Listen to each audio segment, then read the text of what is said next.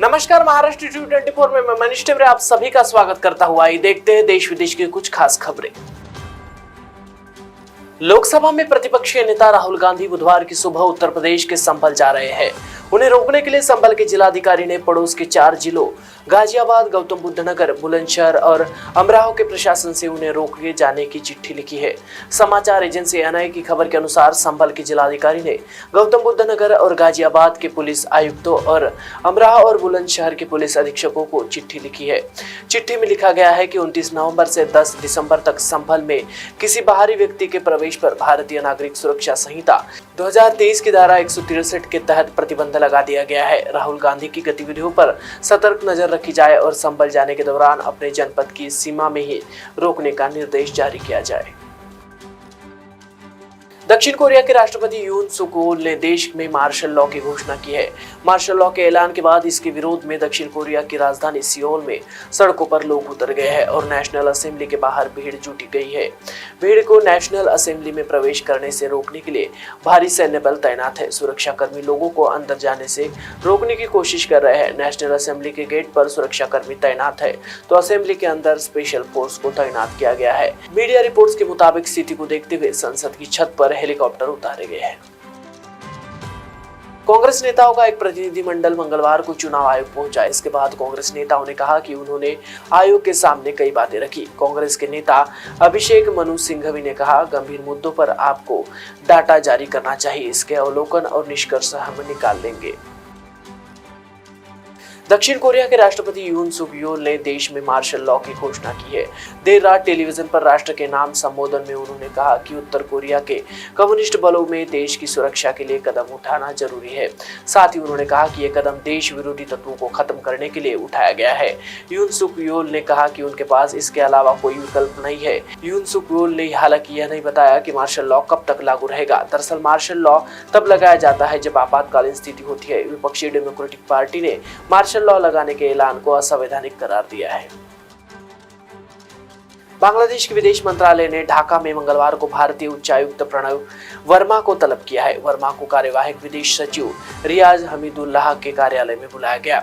Media के मुताबिक त्रिपुरा के अगरतला में स्थित बांग्लादेश के उप उच्चायोग में हुई तोड़फोड़ के मामले में प्रणव वर्मा को बुलाया गया। बांग्लादेश के विदेश मंत्रालय ने मंगलवार को सुरक्षा कारणों का हवाला देते हुए त्रिपुरा के अगरतला स्थित उप उच्चायोग में वीजा और वाणिज्य दूतावास से जुड़े कामकाज भी रोकने का निर्णय लिया है।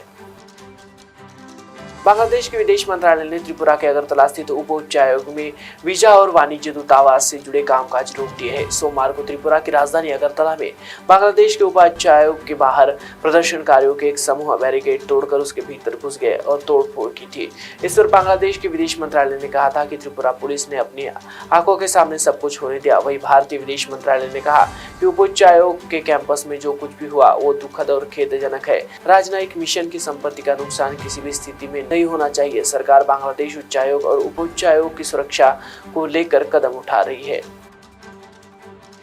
पश्चिम बंगाल सरकार की ओर से दूसरे राज्यों की आलू की बिक्री पर लगी रोक के विरोध में थोक व्यापारियों ने सोमवार की आधी रात से हड़ताल शुरू कर दी है। इस कारण मंगलवार को राज्य के विभिन्न बाजारों में आलू की खुदरा कीमत से 2 रुपए प्रति किलो तक बढ़ गई है। कृषि मंत्री बोचाराम मन्ना ने के साथ आलू व्यापारियों की बैठक नाकाम रहने के बाद पश्चिम बंगाल के प्रगतिशील आलू व्यवसायी समिति ने हड़ताल जारी रखने का ऐलान किया है। इस हड़ताल का कोल्ड स्टोरेज मालिकों ने भी समर्थन किया है। पश्चिम बंगाल सरकार ने दूसरे राज्यों और बांग्लादेश को आलू भेजने पर रोक लगा दी है। सरकार का कहना है कि राज्य की घरेलू मांगे पूरी होने के बाद आलू बाहर भेजा जा सकता है। इससे पहले बीते सप्ताह सीमा पर आलू से लदे कई ट्रकों को रोक दिया गया था।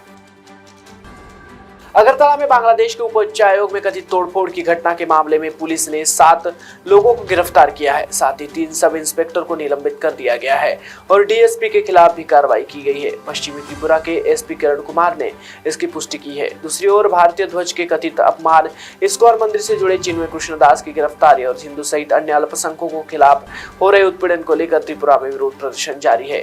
भारतीय जनता पार्टी के नेता और पूर्व केंद्रीय मंत्री प्रतिमा भौमिक बांग्लादेश के अल्पसंख्यकों पर हो रहे हमले के खिलाफ विरोध प्रदर्शन में शामिल हुई थी। बांग्लादेश में इस्कॉन मंदिर से जुड़े चिन्मय कृष्णदास की जमानत याचिका की सुनवाई जनवरी तक टल गई है। कोर्ट ने मामले की सुनवाई 2 जनवरी तक ले जाने के टाल दिया है। मीडिया के मुताबिक कोर्ट ने कहा कि चिन्मय कृष्णदास के पास कोई वकील नहीं होने के कारण यह फैसला लिया जा रहा है। सुनवाई के दौरान अदालत में कड़े सुरक्षा इंतजाम किए गए थे। महाराष्ट्र में राजनीतिक घटनाक्रम पर शिवसेना यूबीटी नेता संजय राउत ने पत्रकारों से बात की। उन्होंने कहा, एकनाथ शिंदे महाराष्ट्र के कार्यवाहक मुख्यमंत्री है। मुख्यमंत्री कैसे गायब हो सकता है? महाराष्ट्र में एक खेल चल रहा है। 10 दिन हो चुके हैं, महायुति के पास पूरा बहुमत है, लेकिन फिर भी वे अब तक मुख्यमंत्री का नाम घोषित नहीं कर पाए हैं। राजभवन में अब तक सरकार बनाने का कोई दावा नहीं किया गया है। ये कौन सा खेल चल रहा है? ये सब दिल्ली का खेल है, ऐसा भी उन्होंने इस वक्त कहा है। आज की विशेष खबरों में बस इतना है। अधिक जानकारी के लिए देखते रहे महाराष्ट्र T24।